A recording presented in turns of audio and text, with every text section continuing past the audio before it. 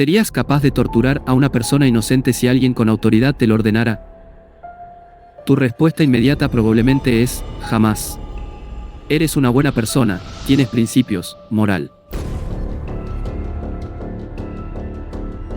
Pero en 1961, un psicólogo de Yale demostró que 65% de las personas normales, como tú y como yo, son capaces de torturar a un extraño hasta potencialmente matarlo, solo porque alguien con bata blanca se los pidió.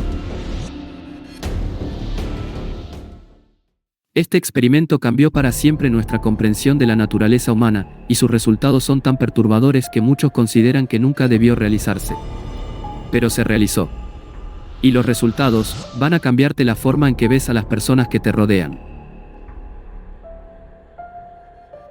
Yale University, 1961. Stanley Milgram, un psicólogo de 28 años, publica un anuncio en el periódico local. Se buscan participantes para un estudio sobre memoria y aprendizaje. $4 por hora. Sin experiencia necesaria. 40 personas respondieron. Hombres comunes, maestros, obreros, vendedores, ingenieros. Edades entre 20 y 50 años. Personas como las que ves todos los días en el supermercado, en tu trabajo, en tu familia. Llegaban al laboratorio, encontraban una escena aparentemente inocente. Un científico con bata blanca, muy profesional, les explicaba que participarían en un experimento sobre cómo el castigo afecta el aprendizaje. Había otro participante, en realidad un actor llamado James M. Donough, de 47 años, contable, aspecto amigable y confiable. El científico explicaba que uno sería el maestro y otro el estudiante. Había un sorteo trucado, el participante real siempre terminaba siendo el maestro. Llevaban al estudiante a otra habitación y lo conectaban a una máquina de electroshocks. El participante real podía verlo a través de un vidrio. El científico explicaba las reglas, usted le hará preguntas de memoria al estudiante. Cada vez que se equivoque, debe darle una descarga eléctrica. Y con cada error, debe aumentar la intensidad. Frente al participante había un panel con 30 interruptores, marcados desde 15 voltios hasta 450 voltios. Las etiquetas escalaban desde descarga leve hasta peligro, descarga severa y finalmente XXX. Llevaban al estudiante a otra habitación y lo conectaban a una máquina de electroshocks. El participante real podía verlo a través de un vidrio. El científico explicaba las reglas, usted le hará preguntas de memoria al estudiante. Cada vez que se equivoque, debe darle una descarga eléctrica. Y con cada error, debe aumentar la intensidad. Frente al participante había un panel con 30 interruptores, marcados desde 15 voltios hasta 450 voltios. Las etiquetas escalaban desde descarga leve hasta peligro, descarga severa y finalmente XXX. Y finalmente XXX. Las primeras preguntas eran fáciles. El estudiante respondía correctamente. Pero gradualmente, comenzaba a fallar accidentalmente. 15 voltios. Clic. El estudiante se movía ligeramente. 30 voltios. El estudiante hacía un sonido de incomodidad. 45 voltios. Ay, eso duele un poco. Los participantes miraban al científico con incertidumbre. Continúe, por favor, decía calmadamente el hombre de la bata blanca. 75 voltios. El estudiante gritaba audiblemente. 90 voltios. No puedo soportar el dolor, déjenme salir. Incorrect, so there'll be 120 volts.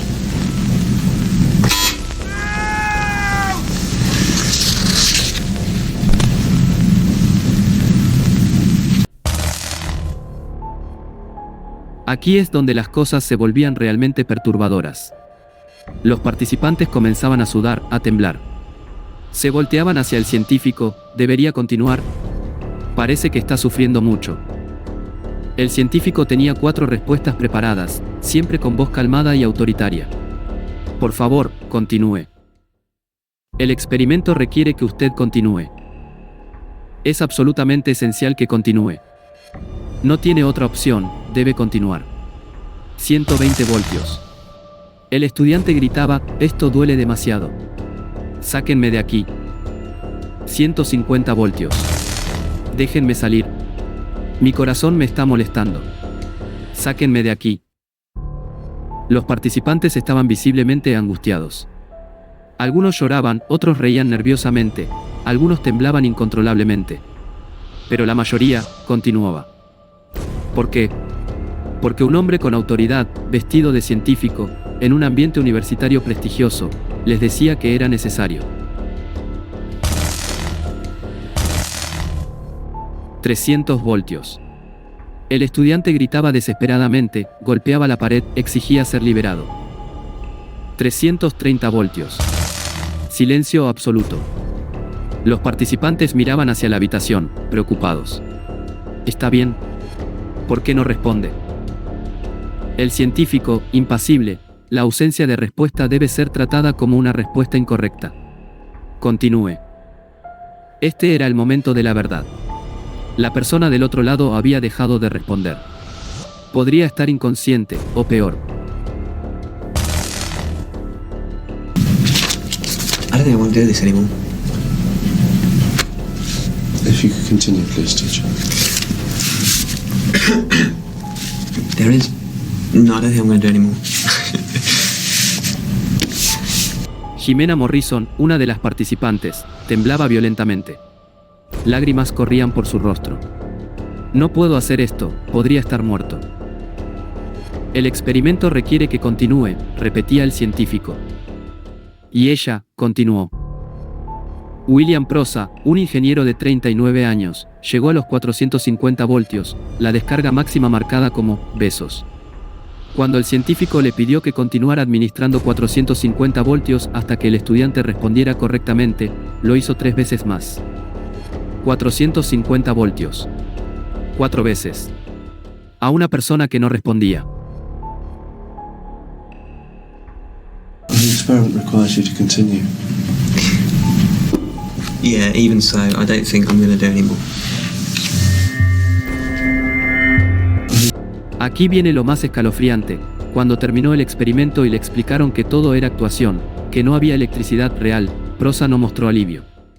Mostró decepción. Como si hubiera perdido la oportunidad de completar una tarea importante. Los resultados fueron más aterradores de lo que Milgram había imaginado. 65% de los participantes llegaron hasta 450 voltios. 100% llegó hasta 300 voltios, donde la víctima dejaba de responder. El promedio de obediencia fue consistente sin importar edad, profesión o educación. Pero había más.